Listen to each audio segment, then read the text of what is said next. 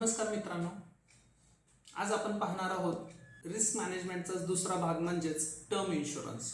समजा तुमची फॅमिली पूर्णतः फायनान्शियली डिपेंडेंट तुमच्यावरती डिपेंड आहे आणि उद्या काही कारणामुळे जर ना तुम्ही नसाल तर तुमच्या फॅमिलीचा खर्च कोण करणार? मुलांचं शिक्षण असेल, लग्न असतील, फायनान्शियल प्लॅनिंग असतील, हॉस्पिटल असेल, घर असेल, ज्या काही तुमचे स्वप्न असतील ते कोण पूर्ण करणार? तर त्यासाठीच उपयोगात येतो मित्रांनो टर्म इन्शुरन्स. जे आपण आज प्लॅनिंग केलं आहे, आज आपण असो किंवा नसो तरी त्या गोष्टी पूर्ण करण्याचं काम हे टर्म इन्शुरन्स करते. त्यामुळे टर्म इन्शुरन्स घेणं खूप गरजेचं आहे. टर्म इन्शुरन्स कोणाचं काढला पाहिजे? घरातील कमवणाऱ्या व्यक्तीचं, ज्यावरती घर अवलंबून आहे. हजबंड वाईफ दोघं असतील तर दोघांचंही घेतलं पाहिजे. टर्म इन्शुरन्सचं किती कव्हर घेतलं पाहिजे?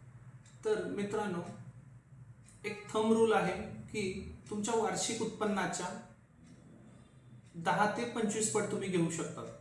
उदाहरणार्थ एखाद्याचं उत्पन्न वार्षिक 5 लाख रुपये असेल तर त्यांनी 50 लाख ते 1.25 करोडपर्यंत टर्म इन्शुरन्स घेऊ शकतात. किंवा त्यांच्या गरजा, जबाबदाऱ्या, काही लोन असेल, ह्या सगळ्या गोष्टींचा विचार करून ते घेता येईल.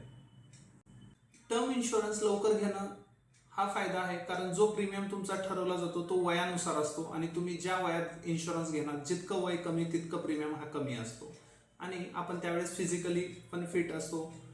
त्यामुळे जितकं लवकर घेणं तितकंच चांगलं आहे.